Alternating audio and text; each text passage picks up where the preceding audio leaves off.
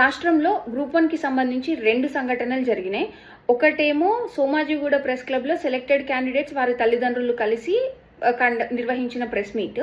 ఇంకొకటి సుందరయ్య విజ్ఞాన కేంద్రంలో అన్యాయానికి గురైన అభ్యర్థులందరూ కలిసి వివిధ విద్యార్థి సంఘాల నాయకులతో పాటు అరేంజ్ చేసిన రౌండ్ టేబుల్ కాన్ఫరెన్స్.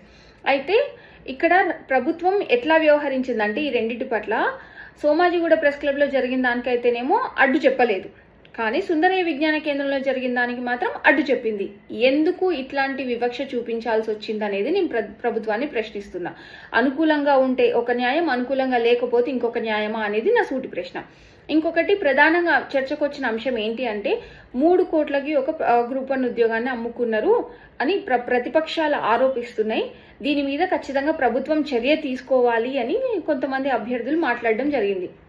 సో నేనేమంటా అంటే మనం అభ్యర్థులుగా ఉండి మనం డిమాండ్ చేయాల్సింది ప్రభుత్వాన్ని, ప్రతిపక్షం మీద యాక్షన్ తీసుకోమని కాదు. అసలు గ్రూప్ 1లో అవకతవకలు జరిగినాయా లేదా, అవకతవకలు జరిగినాయని కోర్టు ఆల్రెడీ నిరూపించింది, కానీ అవినీతి జరిగిందా లేదా నిరూపించాల్సిన బాధ్యత ప్రభుత్వాన్ని. కాబట్టి మనం అందరం ప్రభుత్వాన్ని కదా డిమాండ్ చేయాలి. ప్రతిపక్షాన్ని డిమాండ్ చేస్తే మనకు న్యాయం జరగదు కదా. సో ప్రభుత్వాన్ని డిమాండ్ చేయాలి. అసలు సెలెక్టెడ్ క్యాండిడేట్స్ అయినా నాన్ సెలెక్టెడ్ క్యాండిడేట్స్ అయినా అన్యాయానికి గురైంది ఎవరి వల్ల? ప్రభుత్వ నిర్లక్ష్యం, తెలంగాణ పబ్లిక్ సర్వీస్ కమిషన్ నిర్లక్ష్యం వల్ల. కాబట్టి మనం ప్రశ్నిస్తే వీళ్ళిద్దరిని ప్రశ్నించాలి, ప్రభుత్వాన్ని ప్రశ్నించాలి, తెలంగాణ పబ్లిక్ సర్వీస్ కమిషన్ని ప్రశ్నించాలి. అది ప్రశ్నించకుండా ప్రతిపక్షాలను ప్రశ్నిస్తే మనకు ఎట్లాంటి న్యాయం జరగదు. ఇంకొక అంశం ఏంటంటే అసలు టీజీపీఎస్సీలో అవకతవకలు జరిగిన ఇర్రెగ్యులారిటీస్ ఉన్నాయి అని సెలెక్టెడ్ క్యాండిడేట్స్ యాక్సెప్ట్ చేస్తున్నారా లేదా అనేది వాళ్ళు ప్రశ్నించుకోవాలి, ఒక అంశం.